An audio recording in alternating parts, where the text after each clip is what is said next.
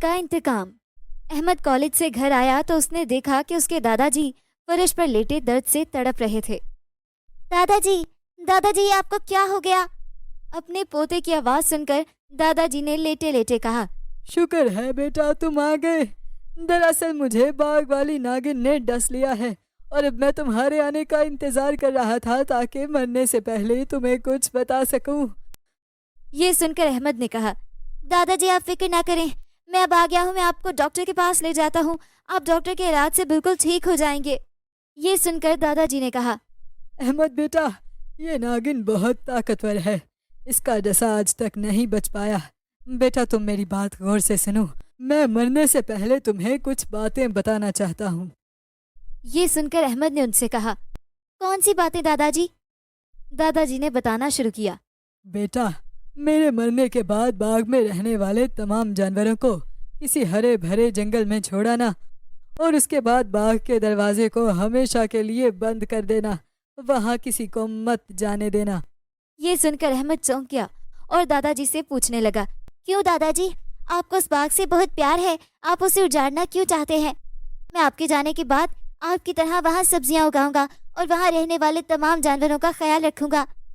ये सुनकर दादाजी परेशान हो गए और कहने लगे, नहीं, तुम वहाँ कभी मत जाना, वरना वो नागिन तुम्हें भी डस लेगी। दादाजी की बात सुनकर अहमद उनसे पूछने लगा, दादाजी मैं उस नागिन को मार दूंगा, तब तो मैं उस बाग में जा सकता हूँ ना?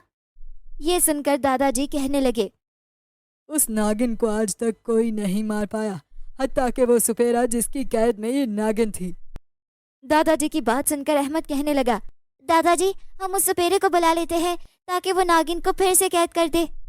ये सुनकर दादाजी कहने लगे, बेटा बहुत पहले की बात है, ये बाग एक बादशाह की मलकियत हुआ करता था।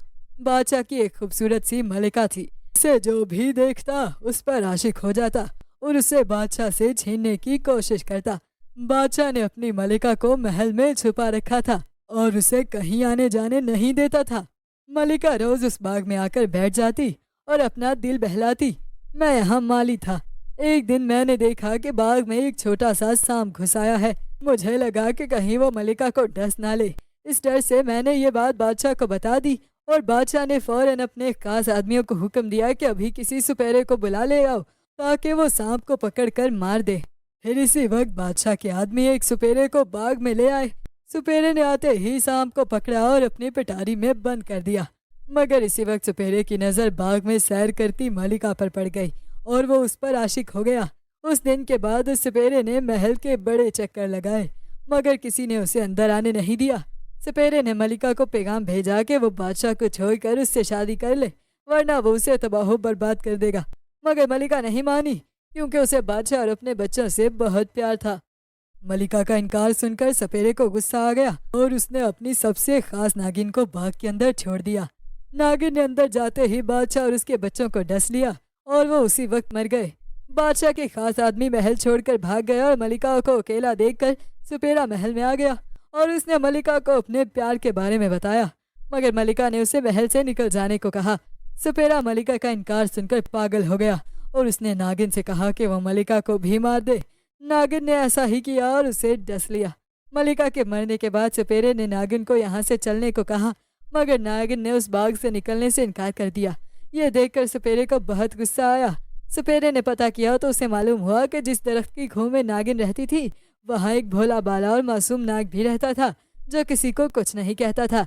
आज तक कोई ये नहीं जान पाया कि उस बाग में एक नाग भी रहता था। वो नागिन नाग के प्यार में इतनी पागल हो गई कि उसने सुपेरे के साथ जाने से इनकार कर दिया। सुपेरे को पहले ही बहुत गुस्सा था।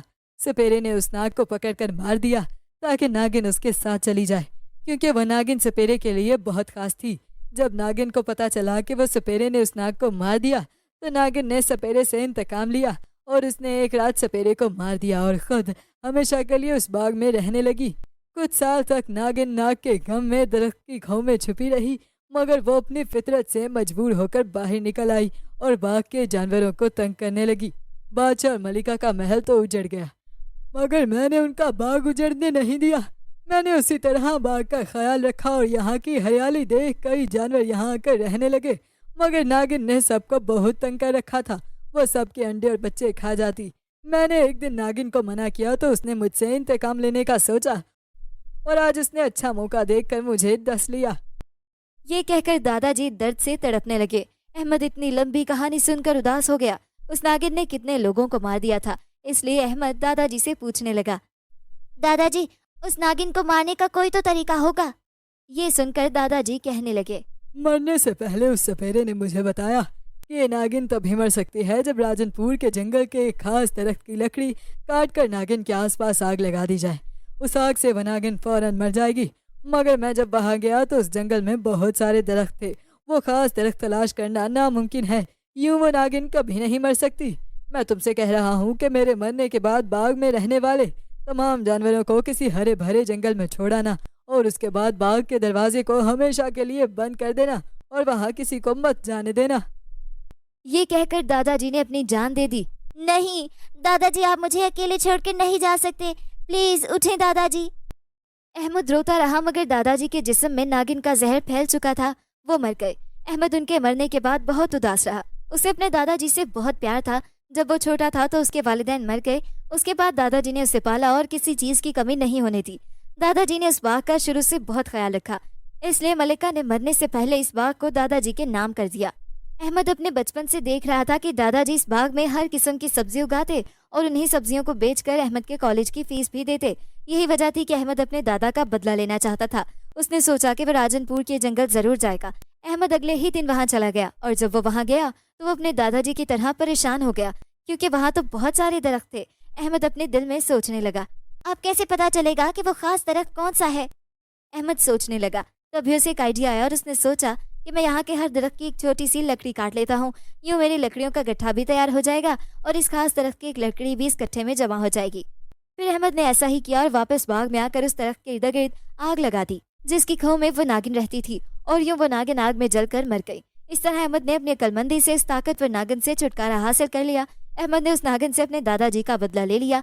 बाग के सभी जानवर नागिन के मरने से बहुत खुश हुए, क्योंकि नागिन उन्हें बहुत तंग करती थी। अहमद अपनी तालीम के साथ साथ दादाजी के बाग और उसमें रहने वाले सभी जानवरों का ख्याल रखने लगा, क्योंकि उसके दादाजी को उस बाग से बहुत प्यार था और उसे अपने दादाजी से।